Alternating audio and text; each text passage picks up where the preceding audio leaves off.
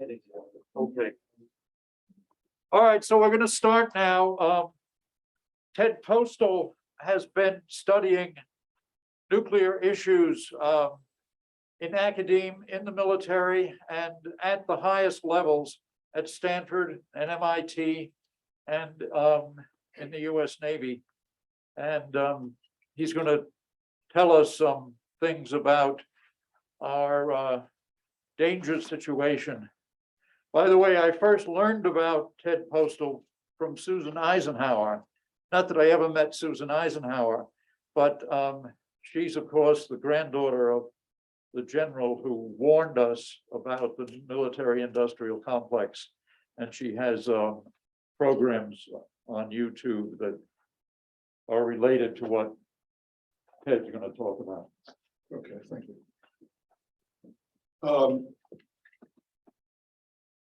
From my point of view, this is a treat for me to talk to a group of scientists, people working in the sciences, because this particular piece of work and the insights that I'll be describing to you that come from it is the product of an investigation that depended heavily on scientific analysis, on asking questions as a scientist would in a laboratory. For example, something that you expect to happen doesn't happen.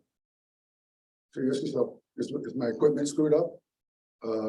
Is there a phenomenon that I'm not treating properly that I don't understand? These questions get raised in any serious scientific enterprise. And this is the path, the rather tortured path that my colleagues and I took to get to this important insight. The important insight that I'll share with you is that the Russian, formerly Soviet, space-based satellite system has almost no capability to detect the launch of either long-range or short-range ballistic missiles. Now, this, if you're thinking in a simple-minded, conventional military mindset, you say this is good, because if I'm a general and I'm opposing your forces, I want you to be blind. If I can make you blind, this is the best thing I can do. Then it allows me to concentrate my forces. It allows me to do things to deceive you, to cause you to concentrate your forces, and cleverly managing the situation can lead me to a decisive victory if I use your lack of information awareness to advantage. That's conventional war.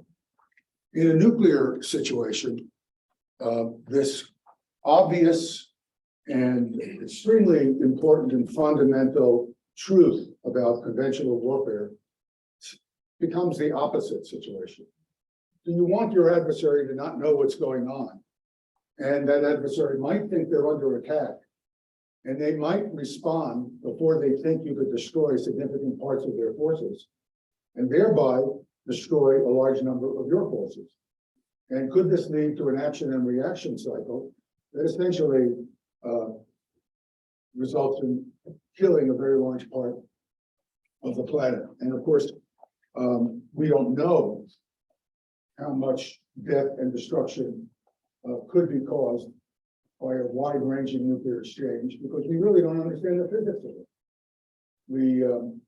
We've discovered only in the last few decades that there is a phenomenon in the atmosphere. People call it global nuclear winter, which incidentally, if people are interested, I'm not so sure about this. I very much was concerned about it. I still am, but it's not so clear to me that it is as big an issue as people make it out to be. It's big enough because the direct nuclear effects dramatically should convince you never want to get into this thing. But there are all kinds of secondary effects on the atmosphere and the global environment that we truly don't understand. And these could play a secondary role if we have a large scale nuclear exchange. So now In spite of the fact that I supposedly have the ability to change. This, I'm trying to get a new slide. No slide. How do I get a slide? I don't know what I'm doing, so. Well, then don't touch anything. It's a good idea not to touch anything when you're not sure. This work in rehearsal. Well, working person. Yeah. Is there a button on the So side? let's just see what happens.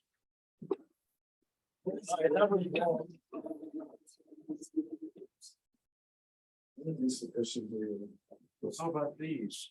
Certainly, I mean, you should be. Right, sure that is. Page up.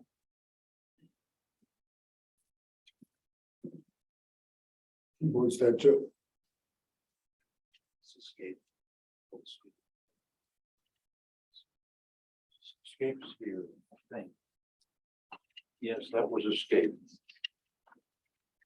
Oh, not dead. Meanwhile, the missiles are en route and we don't have any information. Oh, here we go. What's No, going? this is not where we're going. All right, hold on. You did it. Don't What did you do? Well, It's working now. It's working. You got the two, right? right, but we're not screen sharing anymore. Well, I don't know if you screen shared or not, but the screen here for the audience is here. Oh, you're right. Where? Try one more thing. Okay. Why is this light on?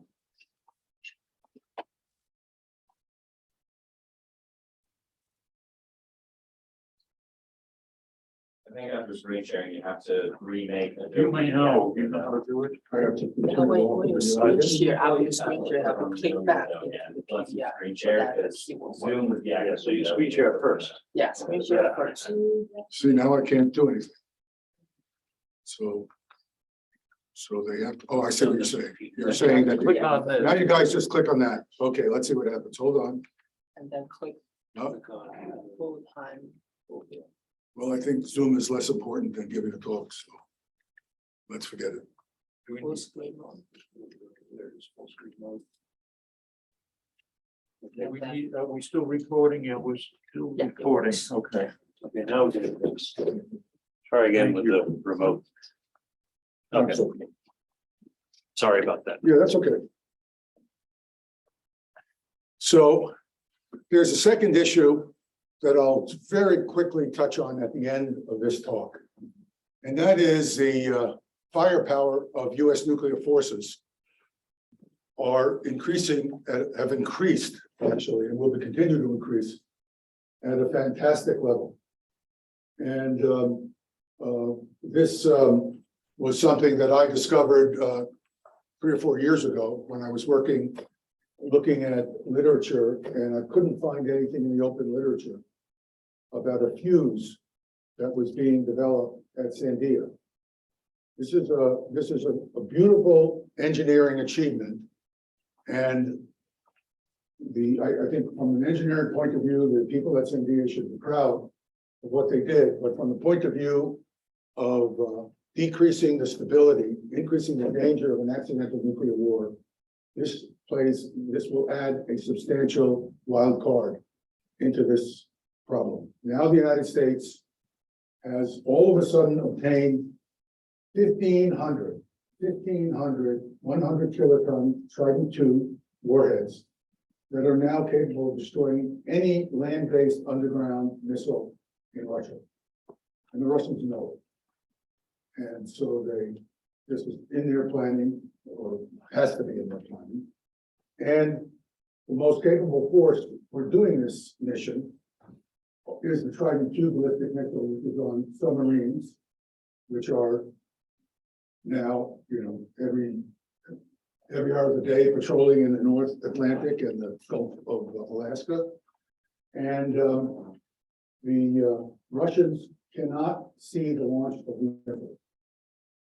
They can only see these missiles after they are launched and after they enter the radar fields of view of radars that they have, large early warning radars as we have as well.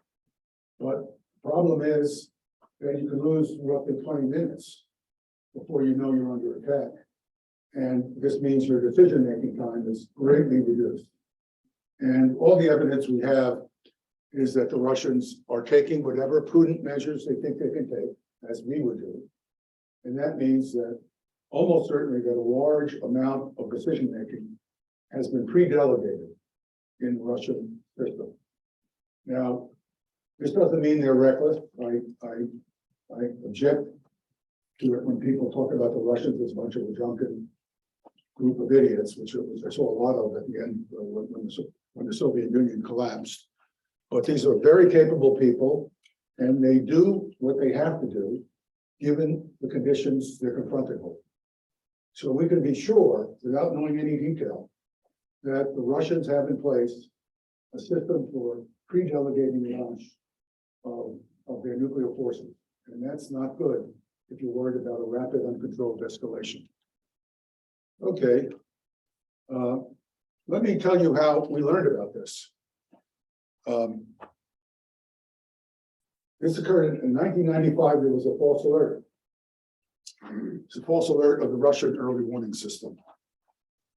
In 1999, almost 5 years later, I found myself in the Pentagon with, at that time, intelligence. I have no clearances now, but I had active intelligence clearances at that time, reviewing what the American intelligence community believed it knew about Russian early warning satellites. Because at that time, all of you guys are too young whippersnappers, but there was a big phony exercise, which I objected to vociferously at the time, called Y2K. That was the argument that somehow in the year of 2000, all these computers in the world, including our military computers, would go from 1999 to the year of 2000, and somehow the world would blow up. So think about this from the point of view of a bank manager or someone coming to us, and then you'd say to them, what are you talking about? We're able to deal with this. But anyway, this was a big ploy of the Clinton administration. And the idea was to make believe we were cooperating with the Russians on early warning, situation, which incidentally, I'm a big fan of. I think we should be cooperating with the Russians. Whether or not we like them, whether or not we're at war with them. We don't want them, we don't win if they destroy us and we destroy them by accident. So this is a different, a specialized problem. All right, in 1995, the issue was a dog that didn't bark. In 1995, I had happened to have a meeting in Cambridge, and we had all these Russian colleagues come. Many of them are still still read their stuff and occasionally get attacked by them in the open literature. And all these characters were at this meeting. I must say, I hold all of them in high regard. I think they were in the United States talking with us because we were trying to look at the future of arms control, which of course has not done very well. And the discussion turned to a false alarm that occurred. We knew it occurred. There was a lot of information that was wrong, a lot of information that was hyped. But basically what happened is on Andoya Island in northwest Norway, off northwest Norway, a sounding rocket, which was aimed at measuring the northern lights at an altitude of about 1,100 kilometers, was launched by a group of pointy-headed guys like us.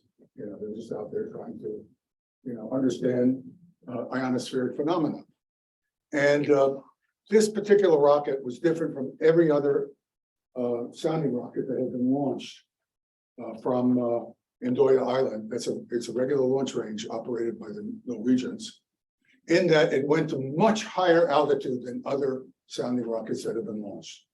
Never before had a Black Ram 12 been launched from this island.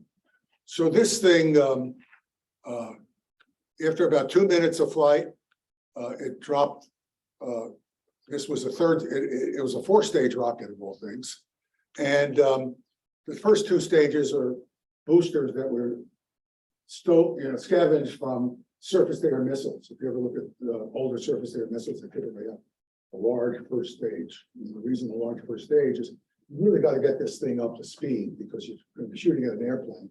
And the rocket motor in the next stage basically sustains the velocity by producing enough thrust to offset the effects of aerodynamic drag. So they had taken 2 of these rockets, one I think burned for 4 seconds, one for 6. And these things never rose to much of an altitude.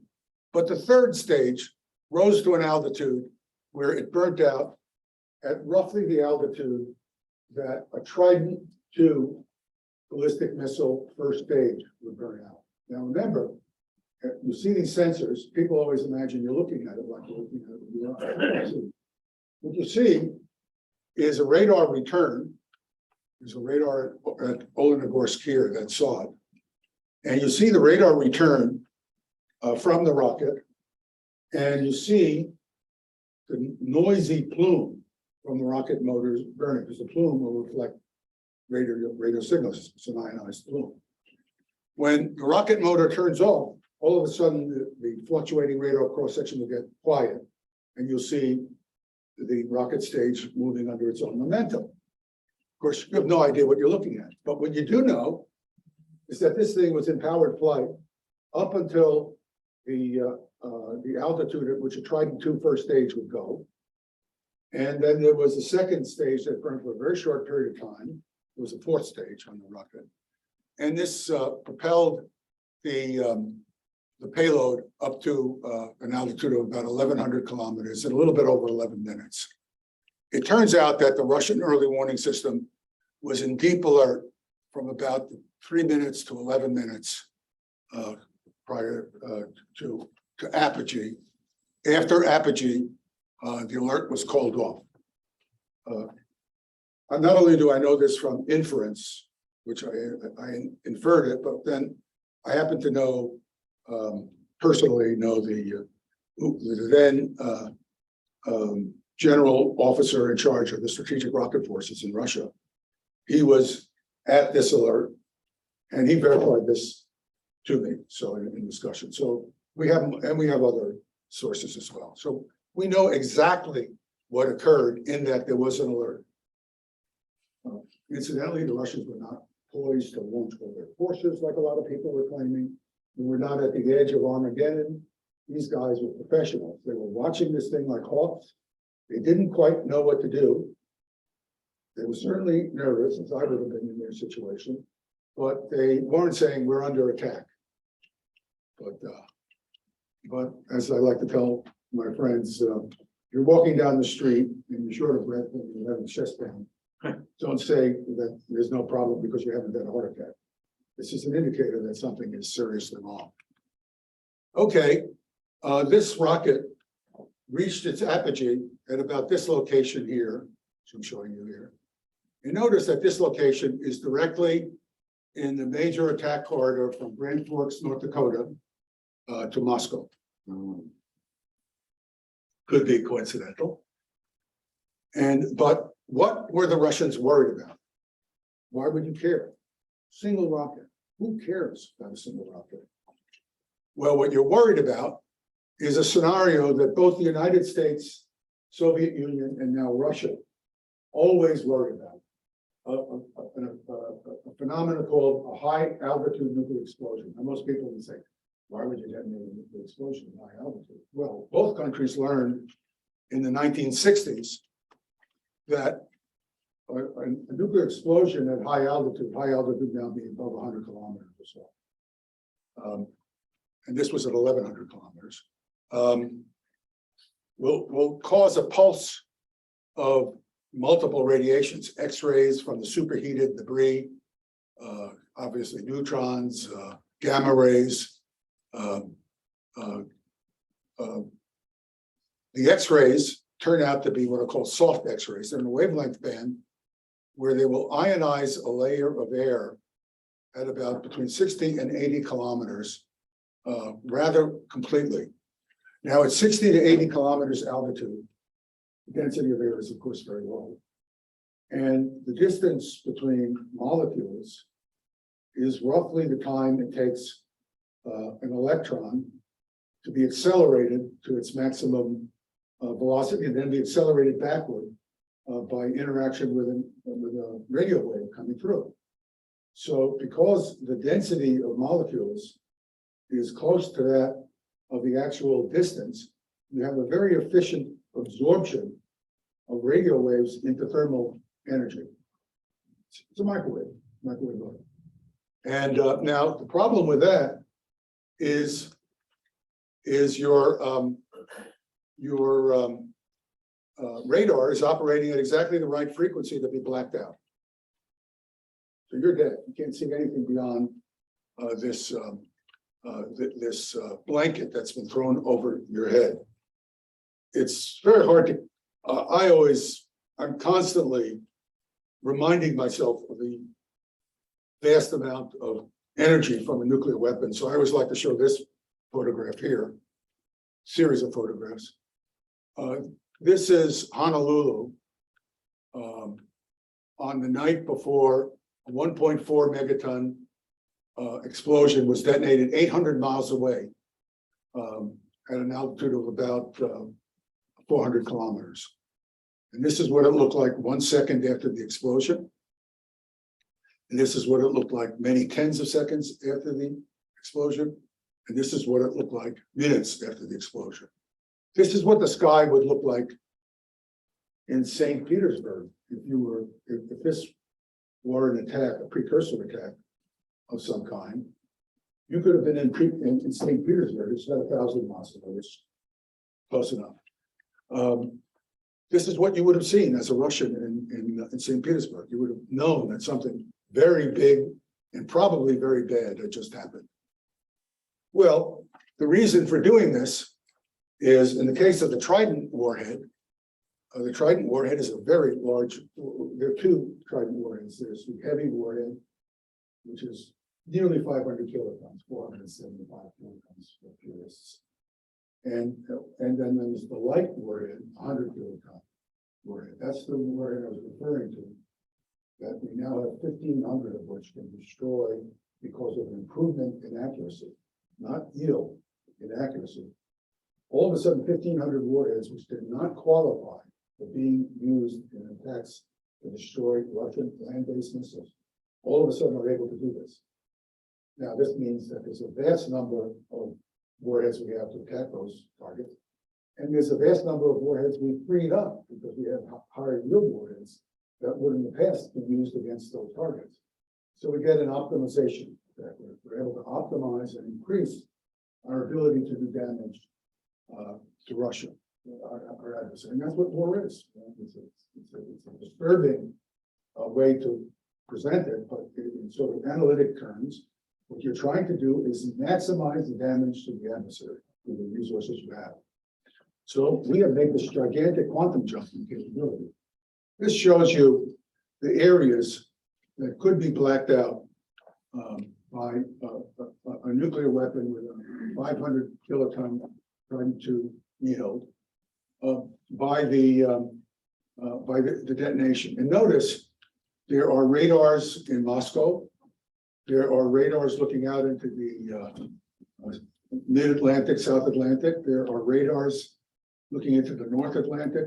All of these would be covered by this single detonation.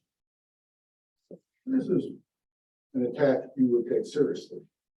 So the Russian system is just like physics can dictate certain things, the constraints of an engineering situation can dictate certain kinds of things. And so that these people in Olenogorsk, this godforsaken frozen place, God knows if they're even awake at the screen.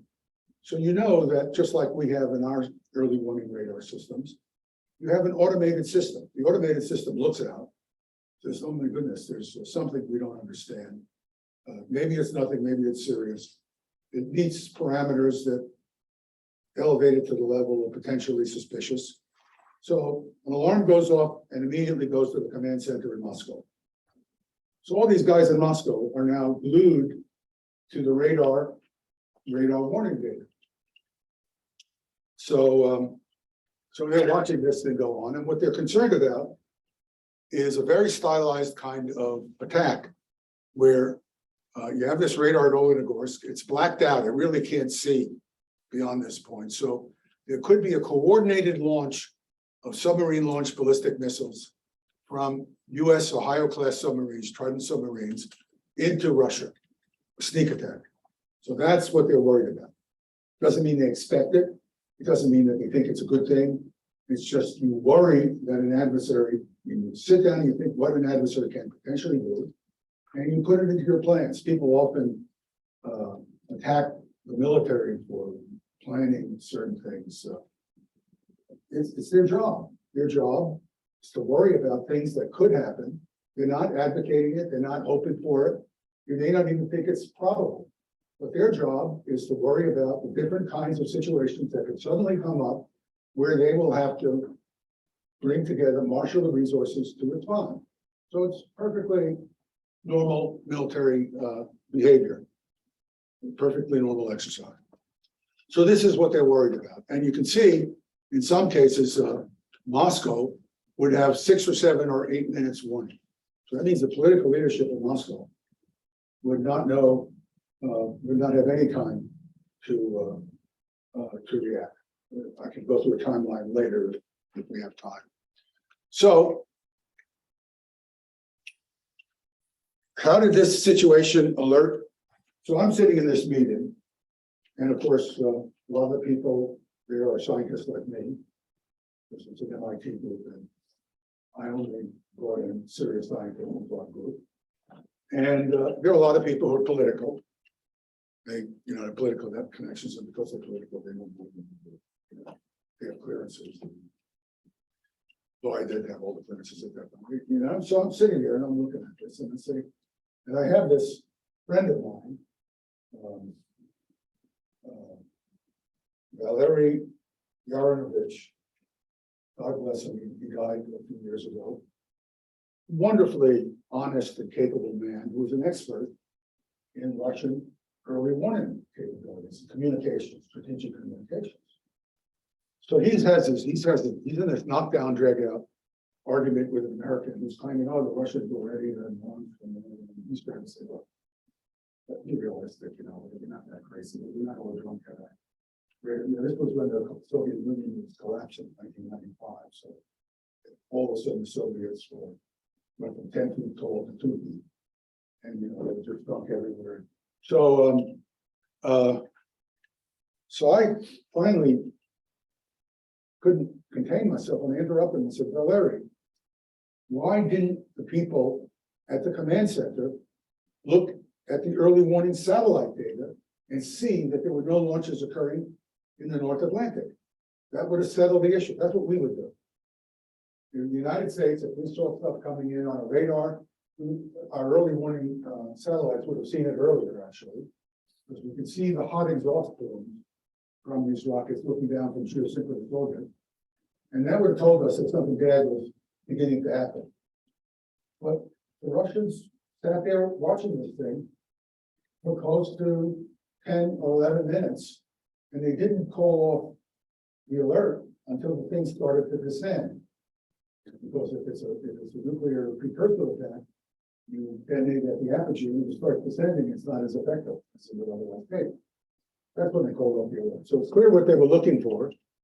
So how was it that they didn't have the satellite data to see this? Because I assumed that they had it. Incidentally, I had all these intelligence clearances at that time.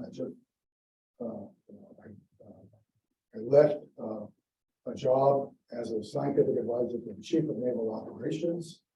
So I had all these intelligence tickets. I was concerned about Russian early warning capabilities when I was in the Pentagon because I've always been worried.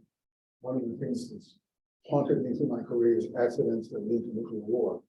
So when I was in the Pentagon and I had all the access, I spent a lot of time looking at it.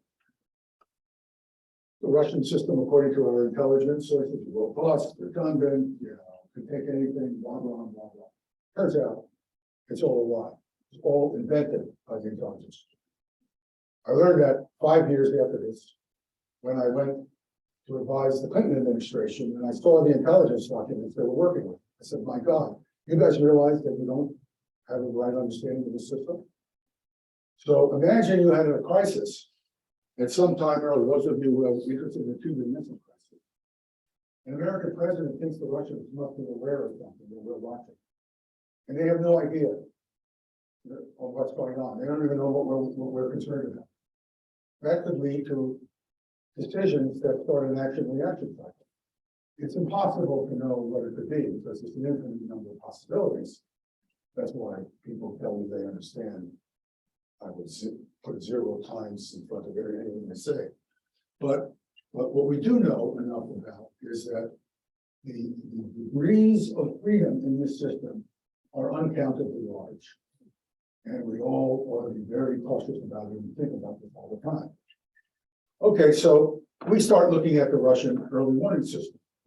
We're trying to understand what it is. Well, we knew quite a bit about a system called the Molniya system. This is a system where the satellites are put in a 63-degree inclined orbit, and they have a 12-year, 12-hour cycle. And we knew that at apogee, they would look at a glancing angle to the Earth, at the Earth limb, at the northern tier of US ICBMs. What they were doing was, because they could not look straight down at the Earth, because the blinding reflections from the sunlight on clouds and ground were too much for them to separate from the signal, however powerful, of a strategic rocket in flight. They were trying to see the rockets against the black background of space, looking at the Earth limb.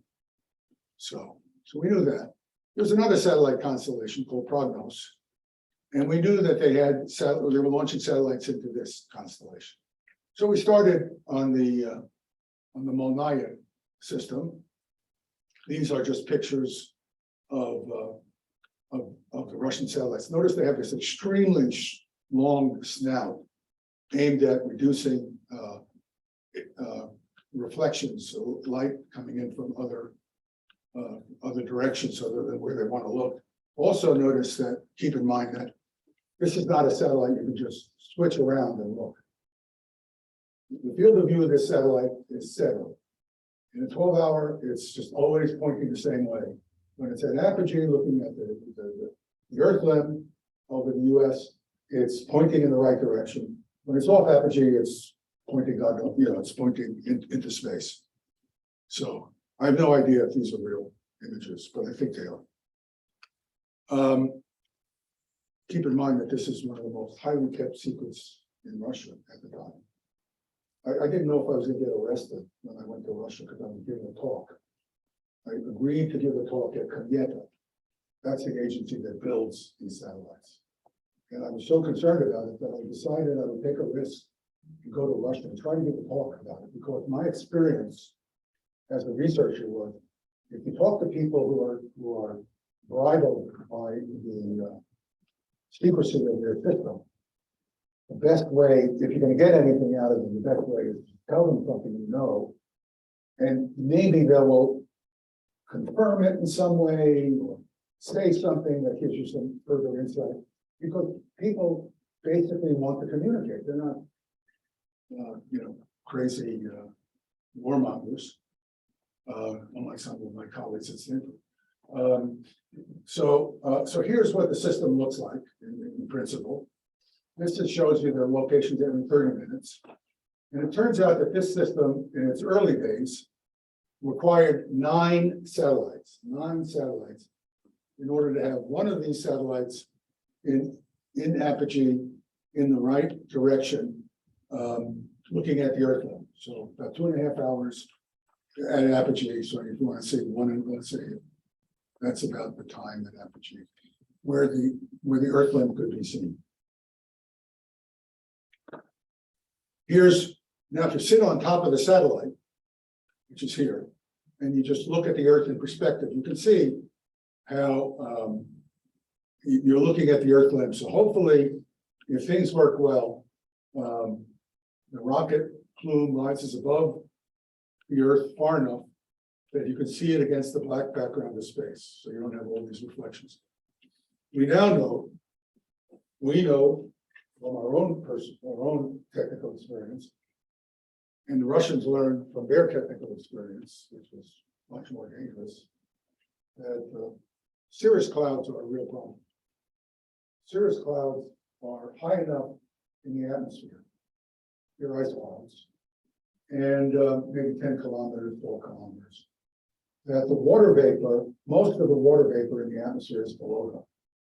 And it turns out that the optimal wavelength for looking for these missiles is in the emission band of water vapor. Water emits very strongly at 2.7 to 2.9 microns wavelength. So if you're looking down at the Earth like we do, I'll explain that later. It's a great wavelength band to choose because when you look down at the Earth, the water vapor is absorbing a tremendous amount of the reflected sunlight at the 2.7. Since the Earth looks dark, if you change the wavelength, it looks bright. So we choose the 2.7, and of course, the hot plume rises out of the cold atmosphere, and it's radiating like crazy. So you can see it against the dark background. That's the trick we like to use. So what the Russians were basically doing is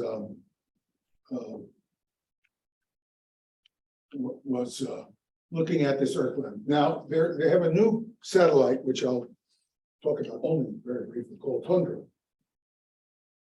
In the open literature, all kinds of Russians are talking about how the new satellite system is solving their early warning problem. Every Tundra satellite that's been launched has been launched into the Molniya orbit. You don't launch it into Molniya orbit if you look down. You launch it into a geosynchronous orbit, as I'll show you. So these satellites may be superior to what they were doing, because I'm guessing, this is a guess, if I have no insight, special insight.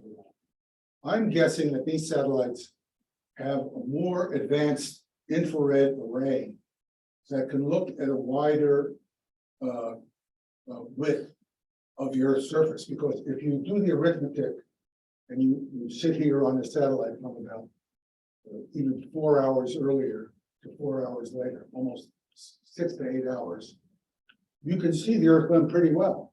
You know, because this satellite orbit is, you know, it's whipping around and going slowly, whipping around and going slowly.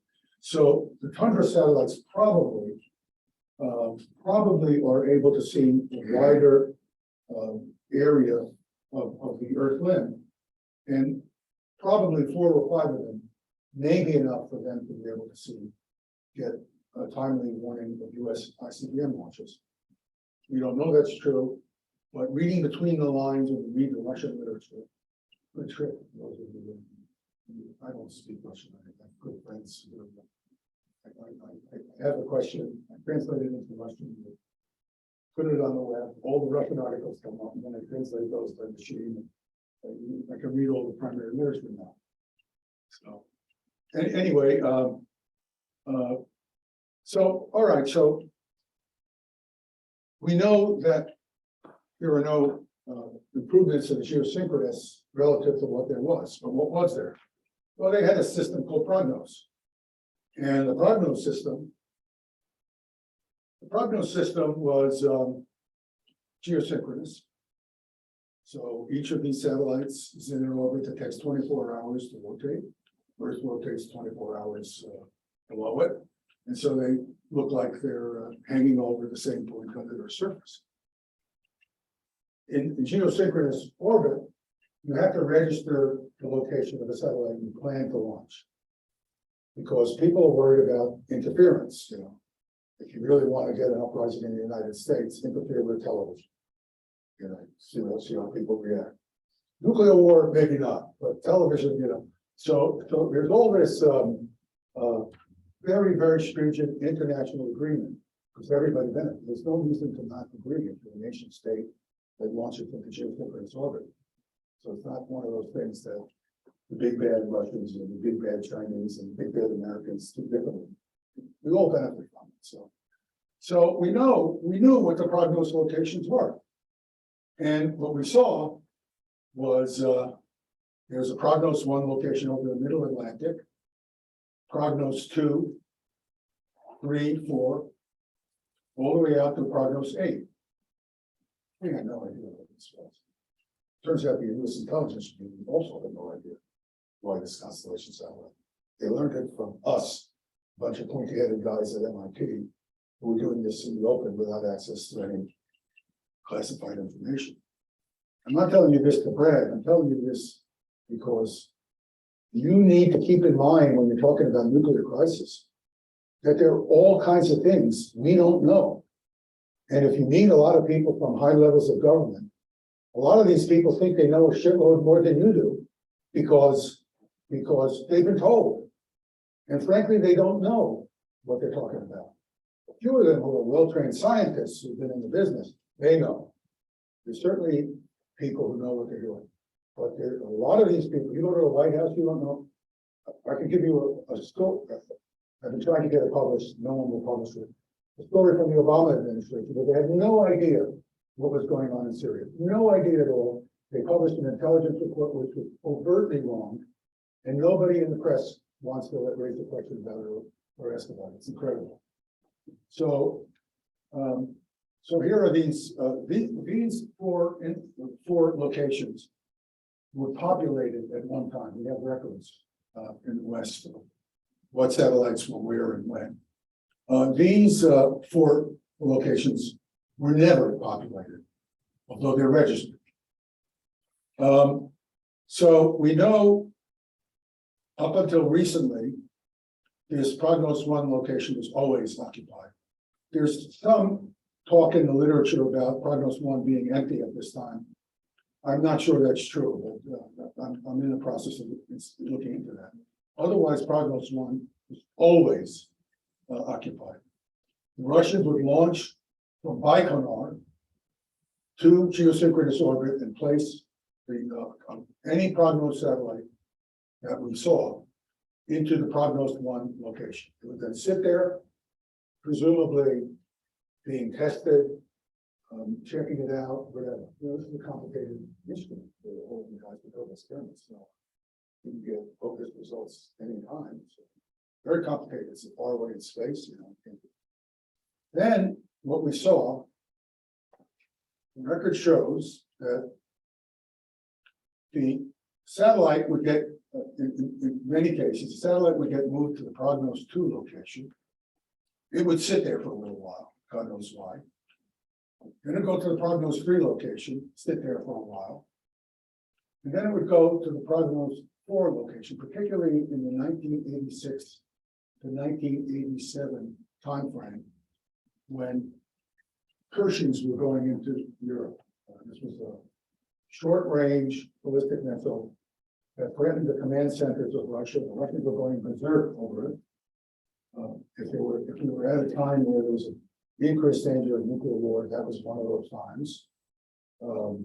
So this was a really high intensity time between Russia and the West. So this was all we knew about it. So I started asking myself one night, late in my life, what could be going on here? I have no, so I took the only guess I could take. I mean, it's not because I'm smart, it's because I knew that they were Earth limb viewing. I said, what if they're Earth limb viewing? And I got on my CAD program and I tried to see, well, you know, Prognos 1 could be looking here or here at the Earth limb. Prognos 2 could be looking here or on the other side, and so on. And then I said, what areas look like they're of interest to the Russians? And lo and behold, we got Western Europe from Prognos 4. That's where the Persians. So the Russians really wanted to see the launch of those Persians as soon as possible. Western China, Eastern China.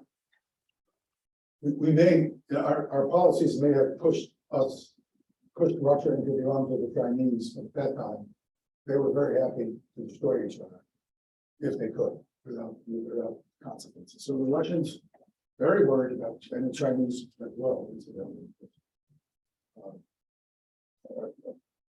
Those of you who go to China, if you have some friends there, go and see the command post outside of Beijing where the leadership's set up. This is under a mountain. They'll show it to you. This is no longer active. And so it looks like the system is Earthland viewing. Here's just a more clear. So this whole system, 8 satellites, all aimed at Earthland viewing. Now, it turns out that if there's any Prognos satellites in orbit at all now, it's Prognos 1. There may not be a Prognos 1. Notice that Prognos 1 looks at the center of the United States. And that is where this constellation of 9 Molniya satellites is looking at the northern tier. And why would you do that? Well, if you have a reflection of sunlight off a high cloud that gives a false alarm at the Molniya apogee, the odds are much lower that you'll get the same thing looking at this different angle. So they're using what they call, what the Russians call dual phenomenology. When we say dual phenomenology in our system, we usually mean radar and infrared. What they mean are 2 different satellites. It's a product of the technical culture. It's not that, anything different here.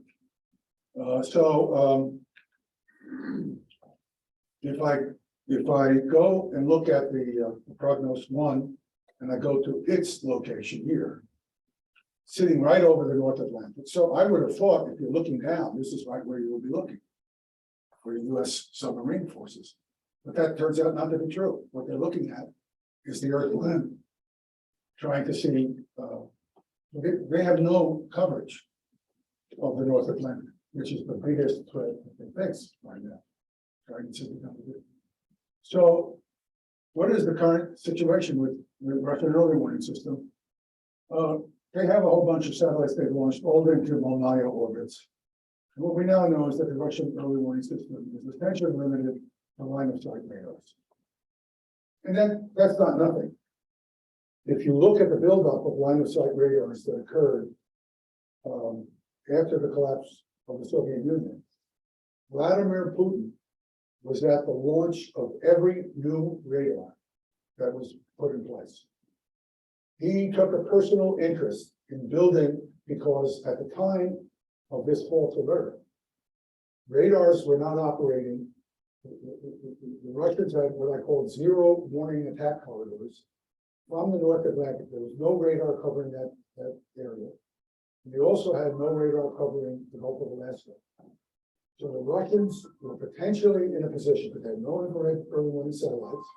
They were potentially in a position where the first time they were going to land a nuclear attack was when nuclear weapons started detonating over Moscow.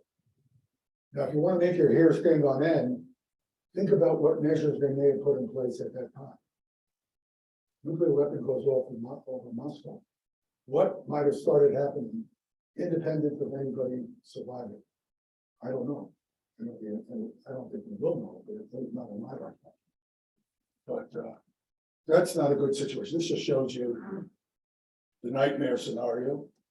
And this in some sense shows you how little they get for all those Molniya satellites, because unlike a submarine launched ballistic missile, which can be launched on many different trajectories and from many different locations, an ICBM is relatively confined to a few lofted and projected and depressed trajectories.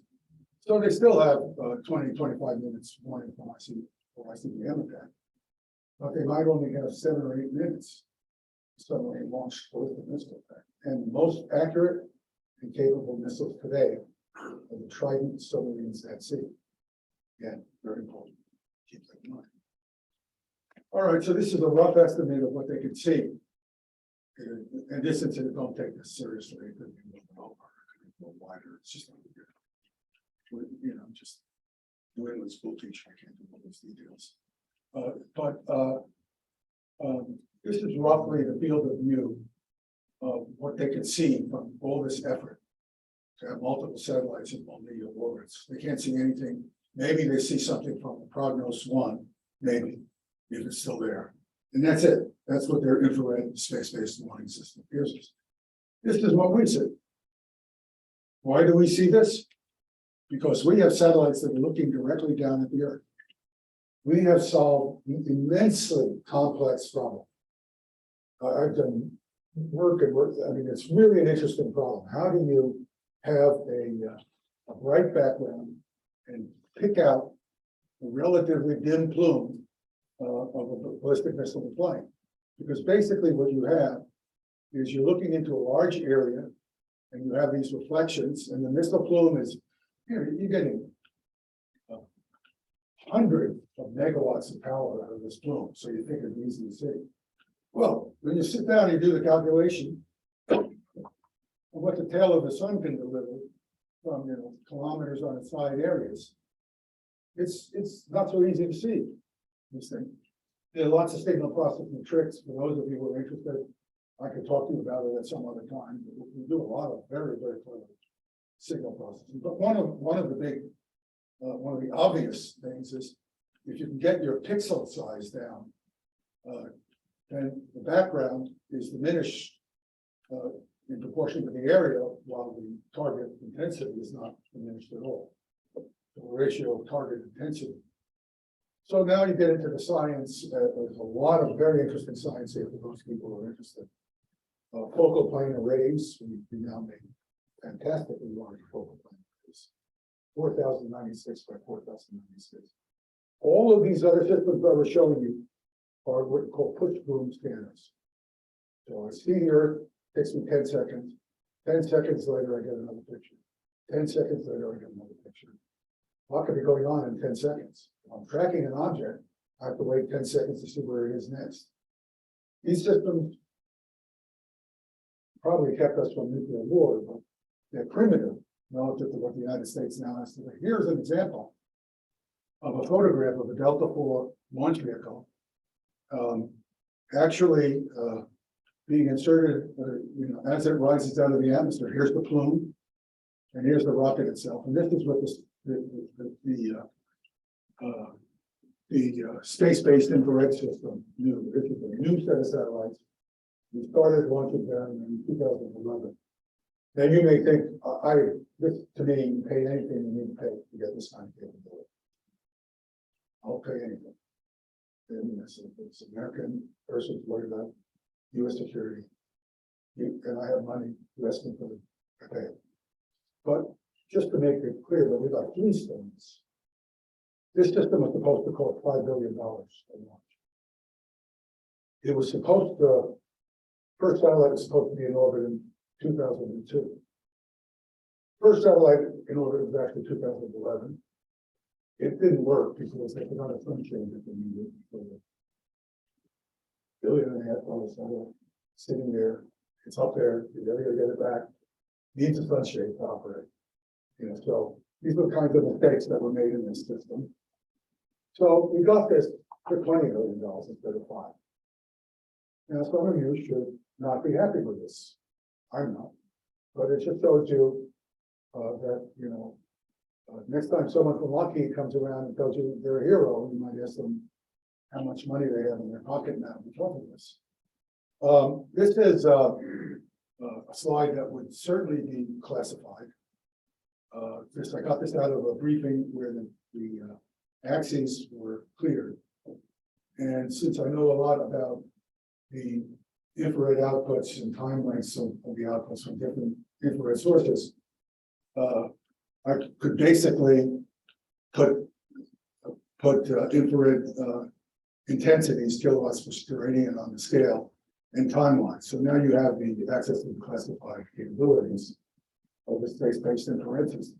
Notice, this system is forgetting about the piracy, forget it, which I think everyone should be concerned about.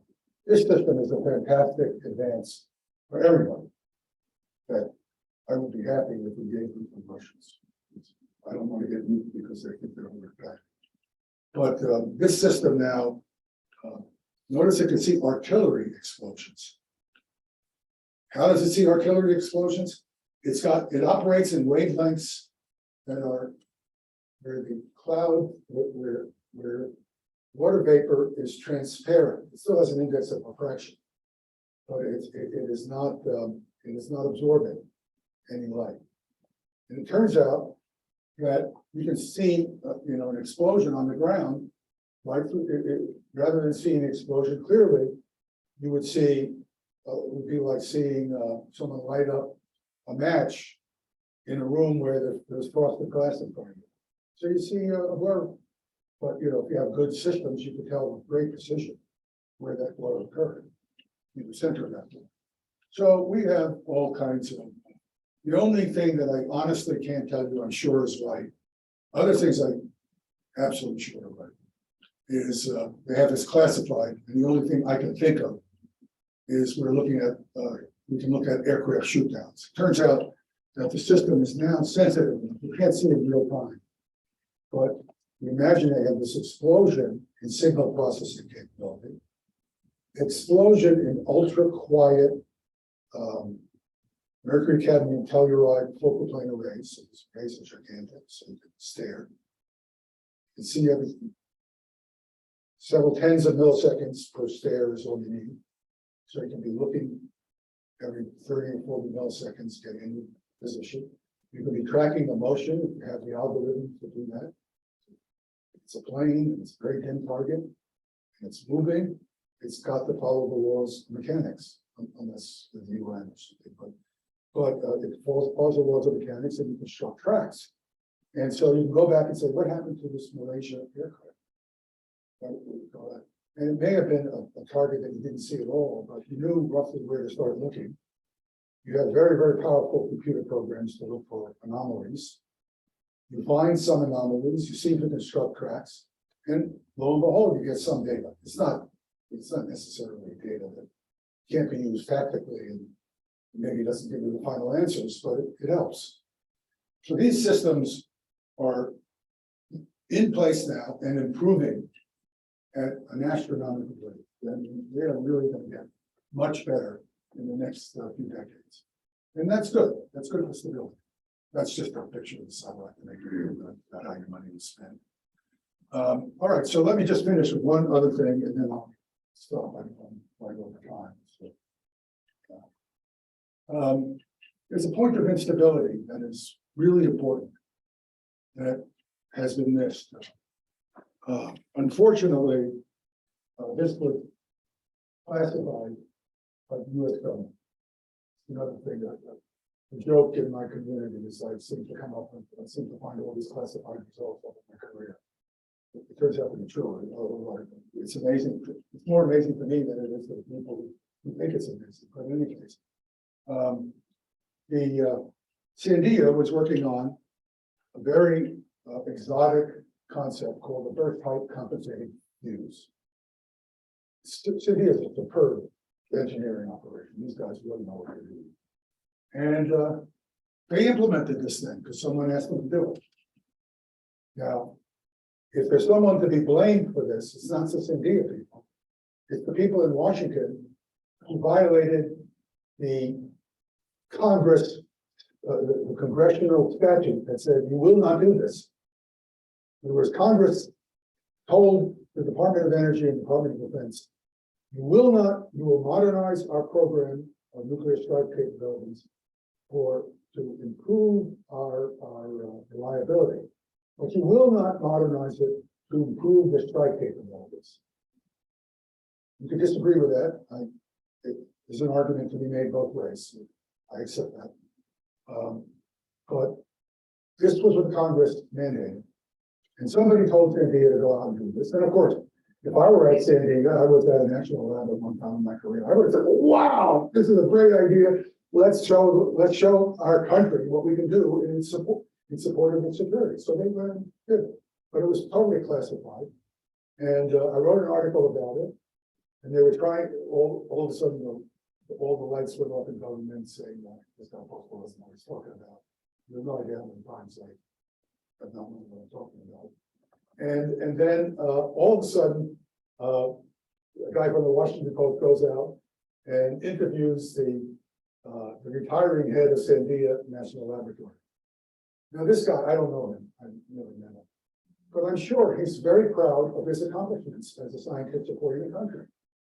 So this guy brings up this fuse and says, well, you know, this reporter, who I actually know is a local, you know, he holds out the bait for him. And of course, he can't resist because he's not thinking in terms.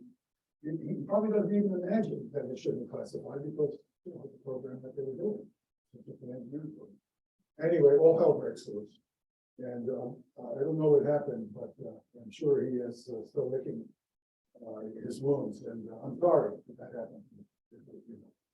It shouldn't have happened. It's not your fault. It's the fault of the people who violated the mandate of the Congress. Okay, so just to give you a sense of the precision that we can now achieve with ballistic missiles, astonishing. You have to map the whole gravity field of the Earth to do this, because when you throw something on a Keplerian trajectory, it's not on the Keplerian trajectory. It goes over mountains, the gravitational field changes. It changes trajectory, the gravitation. So we have mapped everything we can on the planet. And we can achieve about a 300-foot CEP. CEP is it's a rough measure of accuracy. It simply says that half of the warheads will fall inside this circle at 300 feet, and the other half will fall outside. And now the radar updated path length fuse, or the burst height compensating fuse, brings that effective CEP down to 200 feet. That's pretty good. So the way it works is trivial from a conceptual point of view, just like these satellites, but of course, build it and make it work. You know, that's different. You can think of this as a lethal volume associated with a particular target. In this case, think of it as a missile silo. And it's 10,000 PSI hard in this particular conjecture, which incidentally is ridiculous. Because with the inside of the crater, it's divided according to this. But this is a Pentagon number. And this is a volume within which a 100 kiloton warhead could detonate and produce enough effects on the ground comparable to 10,000 pounds per square inch to destroy the target of interest. So the idea is, can I make a fuse that allows me to collect all these misses into that volume? Keep in mind, this only works conceptually if the size of my lethal area and the size of my potential precision of delivery are comparable. If things were all over the place, it wouldn't work. But anyway, we have this happy accident technology. And so what you do is, instead of shooting directly down and spreading your warheads for a single burst height, you measure the altitude of the warhead at maybe a 70 kilometers altitude, you're far out of the atmosphere still.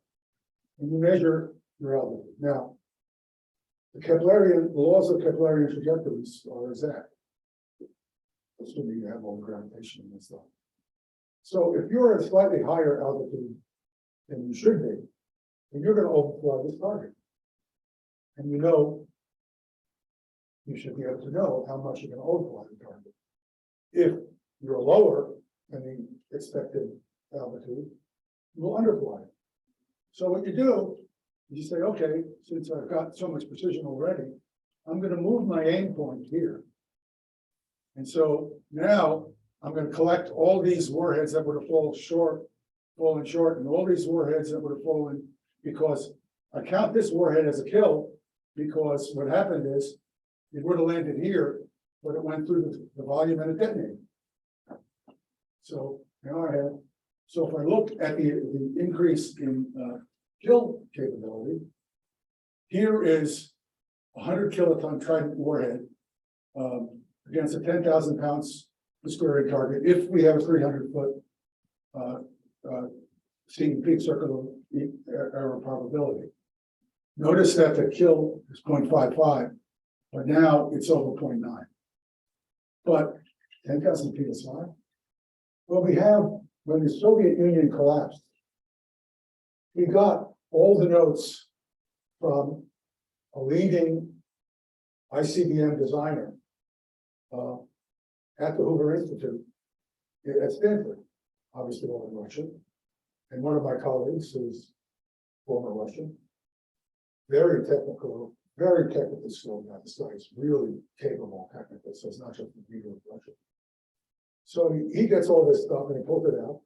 And lo and behold, not to our surprise, not to my surprise at least, the Russians think their silos are 1,500 to 2,000 PSI, which is incidentally what we rate our business level.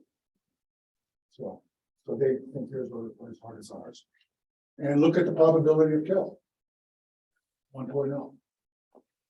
So the bottom line is, and I've now taught several Russians who I've made friends with over the, I wouldn't say we're close friends, but we respect each other as professionals. They know that I'm not, out to get anyone. I'm worried about, averting a nuclear war that would destroy both countries. They understand that. And they talk to me relatively frankly. And I can tell you, two of them were directors of the strategic rocket forces in agreement. And they just said, well, we know that our nuclear forces cannot survive, our land-based nuclear forces cannot survive an American attack. We know that. We are taking whatever measures we need to take. End of the statement. Which isn't why we taking more of their position. And in any case, the situation is not good. And I think it could get worse. And with this Ukraine war going on, we really want people in the White House to have technical support from people who actually understand our systems. And I can tell you that in the Obama administration, they had no idea. They had no one, including the director of national intelligence, this guy Clapper. It should be no surprise to me because he was caught lying to the Congress anyway. But being a director of national intelligence doesn't mean you know this stuff. You have to be a fastidious person. You have to be a non-political person who's really dedicated to understanding the intelligence. A lot of these people are not fastidious. If you look at the heads of CIAs we've had, they're not necessarily the highest quality people you can expect. The current one we have is very high quality guy. But again, I happen to know him because I don't know him well again. But I spent an hour briefing him in Moscow in 2007 about the problems with the U.S. missile defense, with the Russian concerns about the U.S. missile defenses. And I know, and I don't see this with this guy is really smart, he's really responsible, he's the ultimate diplomat, but he's not technical. And what bothered me during this discussion, we got interrupted. I mean, this guy's the ambassador to Russia. Some headed guy in Moscow that visited. He gets me hand walked up to this. You can't believe in an armored facility. This American embassy is in Russia. I mean, U.S. Marines couldn't take it in days. And he walks me up through all these security things. He sits me down and he talks to me for an hour. And he keeps getting interrupted. Ambassador, you have this. Ambassador, you have that. No. He wants to know. Good for him. But what that tells me is he has no technical support. He's thirsty for the information, but he has no technical support. And that should not make any of us feel comfortable. Because even when you have a highly capable, unbelievably responsible diplomat like this guy is, he may not be told because all the people around him, they're trying to get, I want to brief the ambassador, I don't know anything about this, I'm a monkey, but give me the briefing slides. Don't let those guys who did the work do it. I saw this through the science advisor's office, I had a friend who was in the science advisor's office, very, very capable guy. He had his career with Lawrence Livermore. He couldn't get any information on Iranian ballistic missiles. I had to meet him outside the White House and give him the background. Because you couldn't get a briefer. You get a briefer, the briefer would say, "Oh, you want the longer talk, so get a longer talk for the same meaningless slides by a person who doesn't have any technical background." This is a real problem in the U.S. government. So don't assume that if something really bad happens, people who even if they're responsible, and I think Biden's been pretty responsible so far. I disagree with his policy completely, but I think he's tried to be responsible. I have very great concerns that he has the right technical support. I'll stop here. Thank you.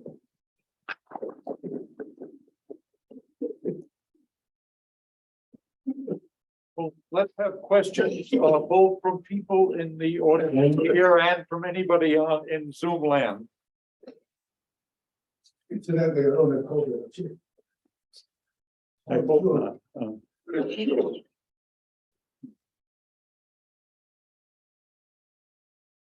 No insults, no. Yes, sir.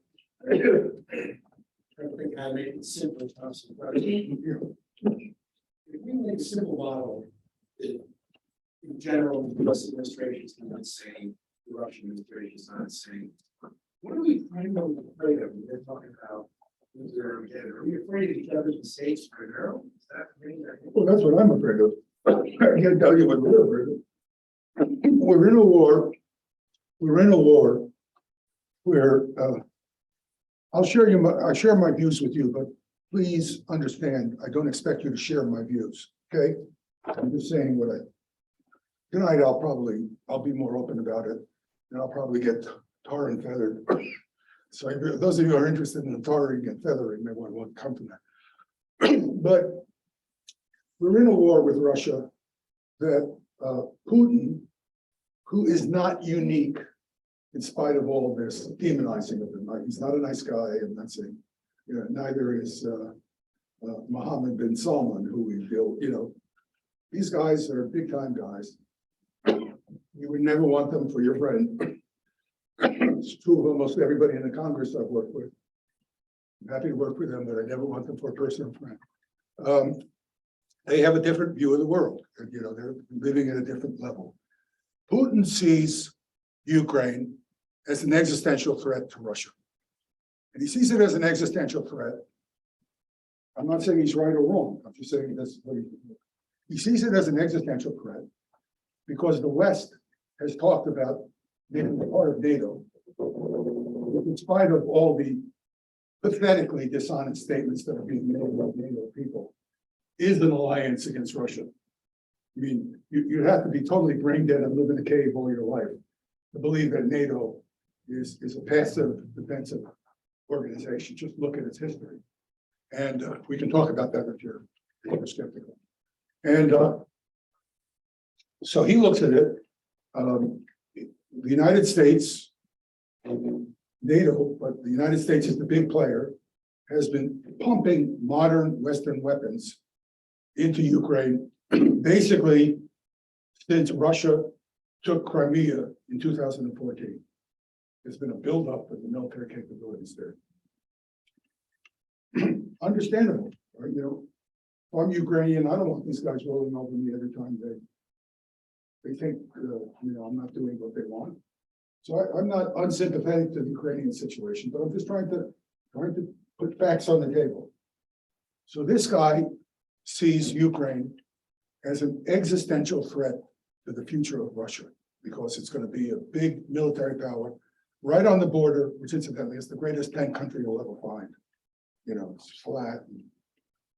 And so he says, I want to take over the government. And he goes in, his intelligence is incidentally as bad as our intelligence. All our intelligence people were going to say is going to be a quick war. Our people. Obviously, he was being told by his people, it's going to be a quick war, because if you look at the movements of their military forces, it was a classic German Panzer attack, you know, except it ran into a brick wall. It didn't go anywhere. And there are all kinds of reasons for that. We don't need to worry about that now. So all of a sudden, he couldn't just depose the government and put a puppet in place. So he went to the second best plan. Second best plan is take the industrial areas of Ukraine, because they're heavily populated by Russians, not totally, but heavily. And they really never belonged to Ukraine anyway, because in 1954, they became part of Ukraine because of a bureaucratic exchange that Khrushchev did while he was part of the Politburo to bring the Ukrainian Politburo behind him when he was vying to move into leadership of the Soviet Union. It was actually a bureaucratic, nobody, it's just the lines of the bureaucracy switched. It was no big deal. So now you have this country, Ukraine, that's all of a sudden exists.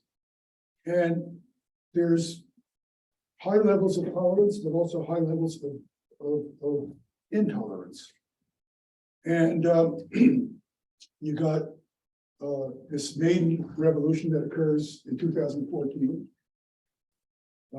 There's no doubt that it was indigenous, no doubt at all.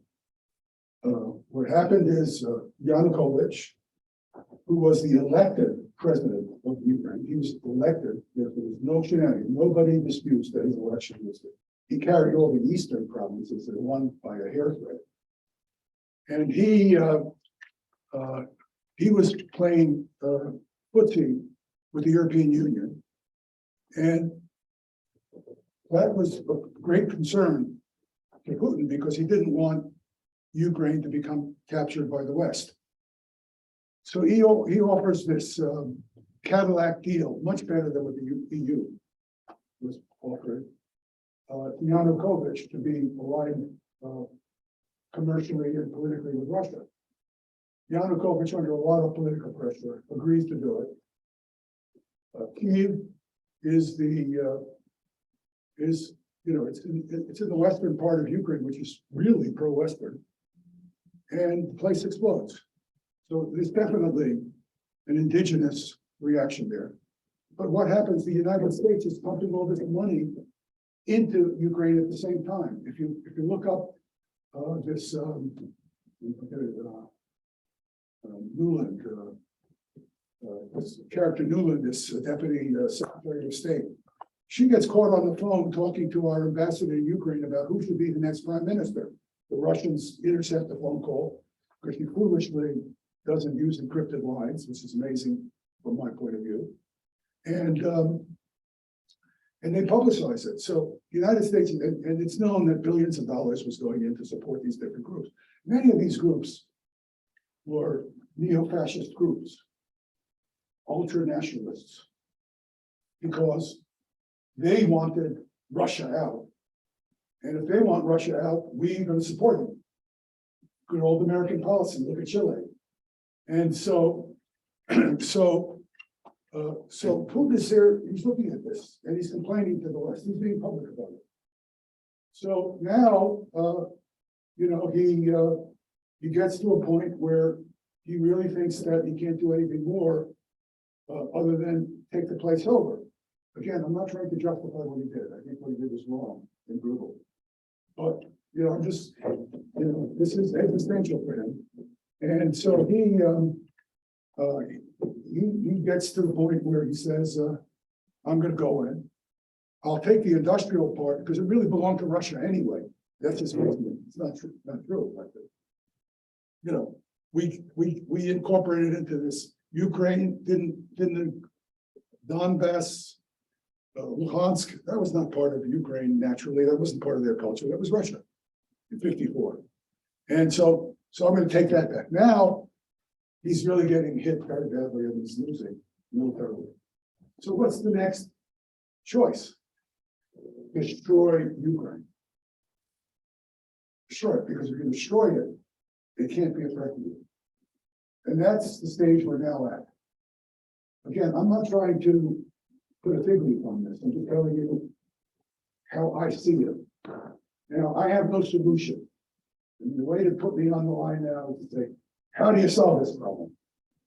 And my own feeling, and I'll say it's a feeling, I don't know if I understand this, is we've got to find a way to placate the Russians, because they do see this as existential. We've got to not abandon the Ukrainians. But one way to do that is to just say, you have your country, but you're neutral. We guarantee that Russia won't be able to push you around.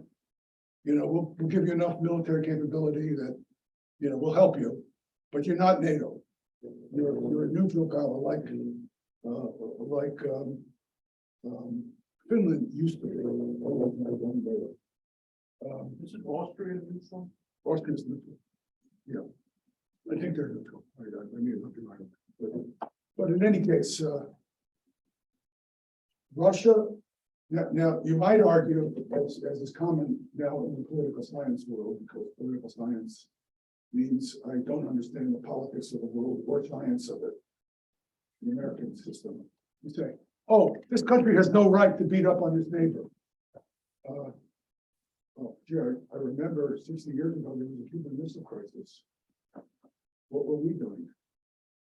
We saw that country as a potential threat to us as a base.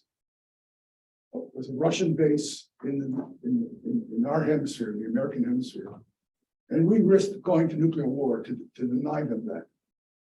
By the way, we didn't like what was going on in Panama. We went in and arrested the leader and put him in jail here. So we're a hegemon. We're okay because we're good. We're good guys.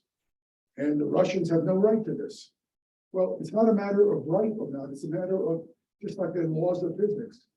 I believe, that could be wrong, and there's a debate to be had here. I believe the laws are if you're a big enough and powerful enough country to potentially think of yourself as a hegemon, your first goal is going to be to secure your security. And if your first goal is to secure your security, you're not going to worry about the rights of a country near you that poses some kind of threat that you think is posing. You're going to do what you need to do to take care of that. It's not an accident that Finland was not a member of NATO until recently. They were smart. I actually think it's not a very good idea for Finland to join NATO now, but that's their decision. It's their country, not mine. But Russia was not beating up, until 1939. Russia went into Finland. They wanted to take their territory. Stalin, and they got massacred by the Finns, pretty much like what's going on in Ukraine. This little country, boy, they just this murderous campaign. And the Russians threw off their heads in 1939. Of course, that also led Hitler to conclude that the Russian army was not what it was. And today, it's very clear that the Russian army is not what everyone else has been saying it is. We know it's a shadow of what people have been claiming. That gives you some space. So when someone says, oh, if we give in to him, he's going to be so emboldened to do things. Well, what are you going to do with that army? Tell me. You're going to attack NATO with that army? After you just got your head handed to you in Ukraine? Where's the threat from this guy? Military threat. He's a threat in other ways, but so I think that in my view, the debate at the top levels of the argument is totally distorted, and it makes no sense at all. And it could get us all killed. Just one of those things. Because he's in it he's in it. And I hope there's somebody here that takes offense to this, but I'm not willing to lose my country for Ukraine. I'm sympathetic. I'd like to help these people. I'll do anything I can within reason to help them. But giving up my country, seeing it go up in a fireball is not on my list of things that I'm willing to do. It's just the way I feel. It's debatable, but that's anyway, sorry. Stop here. Let's see, are there any other questions? Sorry, I went on too long. I know. I have one, but I was just very curious, you had mentioned about anything in Syria. I was wondering if you could say a little bit more. I'm sorry, You said something. Syria. Syria. Yes, you said something. It turns out there was a nerve agent attack in Syria, in Damascus in 2013. And the United States claimed, we have the intelligence report that was publicly released by the White House. By the way, that's still connected to the Zoom. Oh. So we have the intelligence report that was published by the White House as part of its, I'll say it because I think I can back it up. Its propaganda campaign to justify taking military action against the Assad regime. because the Assad regime was blamed immediately for the attack. Turns out, here's an elegant piece of physics that answered a very complex question. If you look at the munition, we were the first at MIT to identify the design of the munition, because it was a rocket, it was an artillery rocket with a barrel filled with sarin that had a hole in it, and the barrel was riding on the end of the rocket. And we were looking at these photographs. Now that we have all this ground data, from phones. And this friend of mine and I were looking at it, and he said, that's how there was so much sarin delivered, because we couldn't understand how few rockets could deliver so much sarin. Because we were figuring a few kilograms per rocket. In fact, it was 50 kilograms per rocket. We also know that the rocket had to be full because of its static margin. It wouldn't fly stably unless it was full. UN got that wrong in their analysis, their independent analysis. And so we published this. Well, I called up a buddy of mine at the New York Times, when they would still answer my phone calls, they no longer do. And they published an article in the New York Times with the design of this. I called up my former friend, John Holdren, the science advisor, let him know what we had found, get a little thank you from him, because they obviously didn't know anything. Because the big question was, how could so many people be injured by nerve agent by, 10 or 12 rockets? And if you look at, nerve agent. So then we started analyzing the flight of the rocket. We just got the design. We found that the rocket could only travel 2 kilometers. All right, because it has a big flat face on it. The drag coefficient on it goes through the roof. And it's also carrying 50 kilograms of payload rather than 5. So when you do all the arithmetic, you find that 2 kilometers is the range of this ballistic missile. All right. Now, where could this ballistic missile be launched into Samalkand, the place where the nerve agents were delivered? You draw a circle around it. It had to be launched from rebel-controlled areas. Meanwhile, the American map, the White House map, is saying that these things were launched from deeply inside Syrian government-controlled areas, tens of kilometers, or 10 or 15 kilometers away. No way. And you have the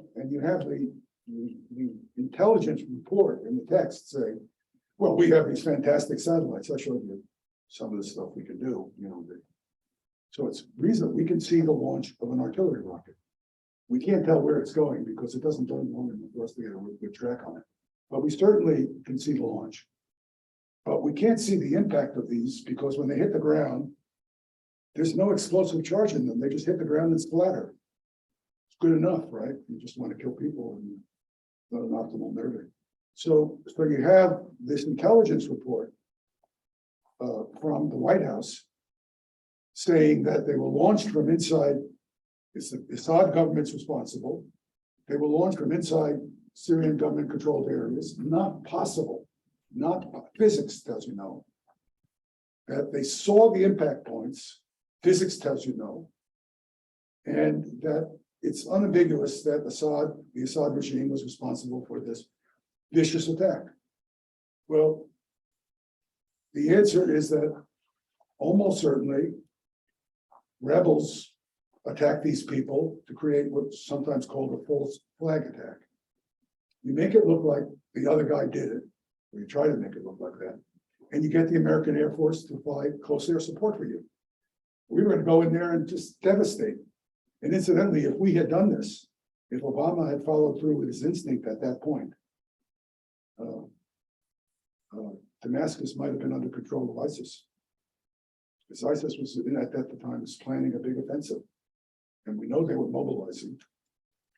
I don't know. Was ISIS allied with the rebel group, or they would You know- just take advantage of the situation? Yeah, I know, I see all kinds of people who are experts in al-Nusra and this and that. I don't know. There are all these splinter organizations. All of these guys are guilty of war crimes. I'm not saying Assad isn't guilty of war crimes. The guy is absolute, no questions, war criminal. But essentially all these other guys are too. They're all doing these outrageous criminal acts. So The United States has an agenda to replace Assad. So they lie about the intelligence. It's a lie. I don't know any other way to describe it. They manufacture it and they run to the Senate Foreign Affairs Committee and actually lie to them. They didn't buy it. You could see the skepticism among many of the senators. And, that's the way we get into wars. We could have been in another war in Syria. Obama is there, careful. And I'm not sure, I think he showed skepticism. I mean, what we do know from piecing things together. He was just as Biden is being cautious today. But if I were Biden, I wouldn't trust the clowns that I know who surround him. I wouldn't trust these people at all. I mean, I had this guy, what's his name? Jake Sullivan? No. I don't know. I never met you.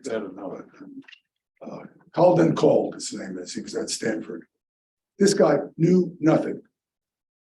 As far as I can tell, he grew up in a wealthy, privileged Manhattan family, went to some big shot private school before he went on to college, has all the contacts in the Democratic Party, and now he's an expert in national security matters. I mean, the guy was a total show. Total. He's Deputy Secretary of Defense now. So maybe he's the guy who winds up in the White House talking to the president. I don't know. And, there's no way to control who gets into these positions. I'm not saying we should or not. I mean, there's a deep debate about good government that needs to be, won't happen, but how do you get the properly qualified people in the right place so that the president can turn to them and get an answer? We don't even have discussions of foreign policy in the American media. Instead, all the talk is abortion and Trump and so on. Yeah, but I can tell you in this No community- discussion of foreign policy. Every time I open my mouth and say something that is not the accepted wisdom. It's not fact. It's not based on any analysis. It's accepted wisdom. I get zeroed out because I'm naive and I'm an academic and who the hell am I? And, what are you doing here? Why don't you get a real job? You look at it and you say, I don't know what the answer to this crisis is, but I can tell you, it's not what you're talking about. It's not what you're saying. Anyway. Well, I think we're a half hour over time, so let's. Remember, there's a public talk tonight at 8 in Woodward Hall, 101. Bring all your friends. He just wants to see me tarred and feathered in the public audience. Okay, I've got to end this thing. Hold on. I'm not sure.